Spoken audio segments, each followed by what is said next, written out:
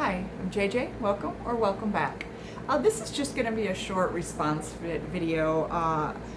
Allison over at Allison Talks Books was talking about like professional critics versus booktubers, and also the art of reviewing and whether it's a dying art or not, and some of the cons and pros for each type of reviewer. And I just kind of wanted to add to the conversation just things that I've been thinking about. I do enjoy full reviews. I don't mind spoilers unless it's something that's supposed to be really twisty and you completely ruin the concept of the story and the enjoyment of the story by ruining it. But overall, especially if you're on the fence, if you're going to want to read something or not, or if you have no intention of reading it, but you would like to know about it and you just love the idea of listening to people talk about things that they're passionate about. Like, I have no scruples about getting spoiled in that aspect for books.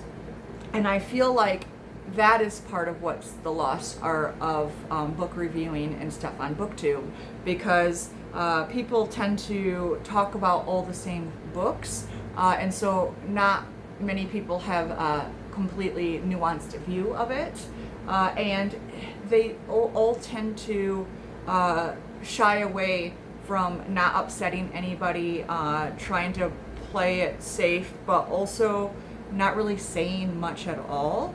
And therefore just telling you what you could have already read from the back of the book, because they're so scared about spoiling anything. But on the flip side, when you're talking about professional reviewers, and right now everybody's talking about the 100 best novels of all time according to The Guardian, readers of The Guardian, and all that stuff, and the debates on what makes for a great book, what should make that list and stuff. And I obviously want to do my own list, but I want to make sure that I have sampled more content out there before I would even feel comfortable about making that list, but I'm working on it. But I just had a couple of kind of thoughts regarding the shift from listening and reading the opinions from professional literary critics to the prominence here on Booktube. And what I was just thinking is, regardless if you're a booktuber or if you're a paid professional who went to school for it and everything, how many books do you need to read before you're considered well-read? How many genres do you have to include? What genres are considered worthy and which ones are not? And how many countries do you read from? Because if we're all pooling from the same place, it's all going to be the same books being talked about all the time, whether it's the booktok sensations or it's the continued New York Times and all these different prizes and stuff, where you seem to always have the same literary darlings win or get nominated all the time. So regardless of which avenue you're following, you do tend to have the same content over and over, just because I feel like those questions aren't considered as much, and so they're pulling from the same kind of thing. And so it just becomes like an echo chamber. It's just, how is that any different depending on which trend you're following or which person's doing the recommendations and the reviewing. So it just, with so many books out there and so many people deserving of the credit, the esteem, even the airtime when we're talking about Booktube. So how big of a pool are we drawing from?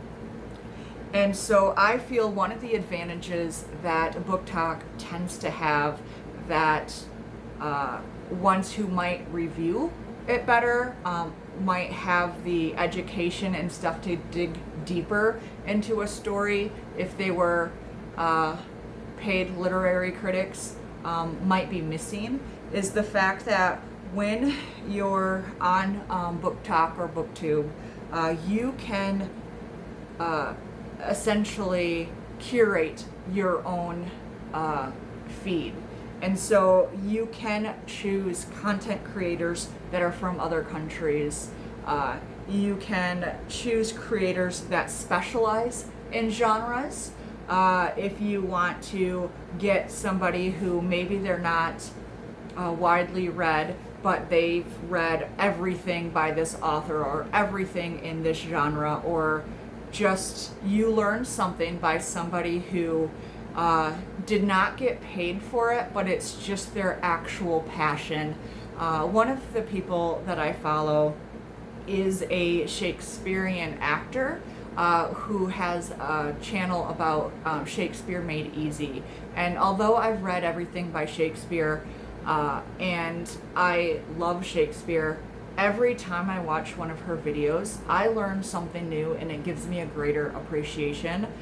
And it's coming from somebody who loves it so much and just wants to share what she learned as an actor taking Shakespeare to the stage, and not somebody who was told how to, read like a professor, how to understand all these different themes and all these different things. Like, there is something to be said for real world experience.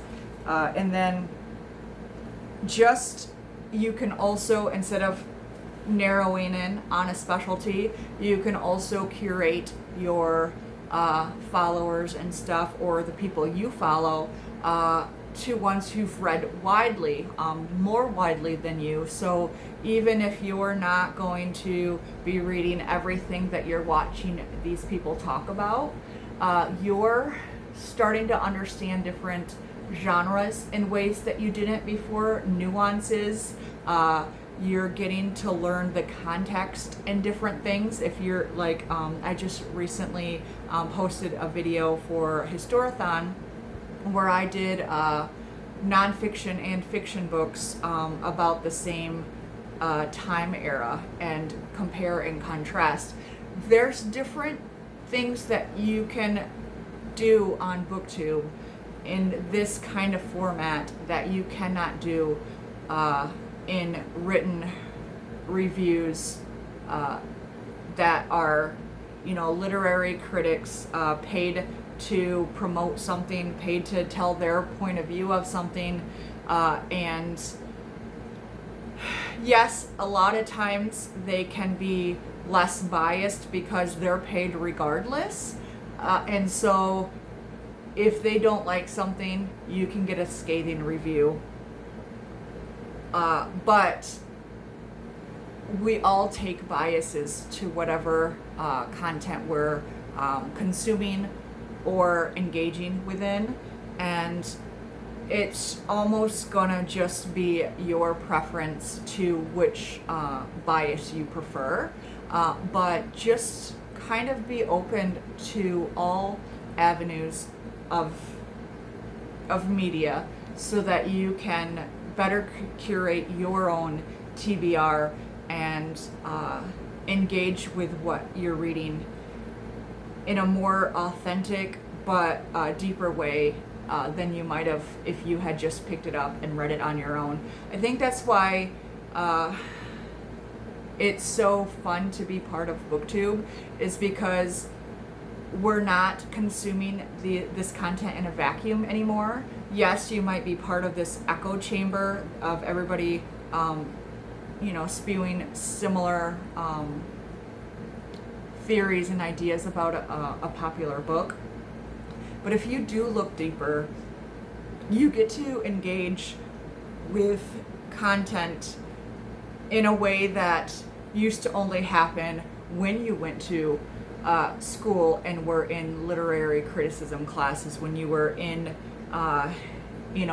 literature and English classes taught by a professor, engaging with other students who went to your same school. Now you get to do it with people around the world who've taken their own baggage and points of view and experiences and biases and put those all into what they're consuming and interact with you. And I feel like that's the most magical part about it all. Anyway, those were just my thoughts, and thank you for listening. And as always, happy reading.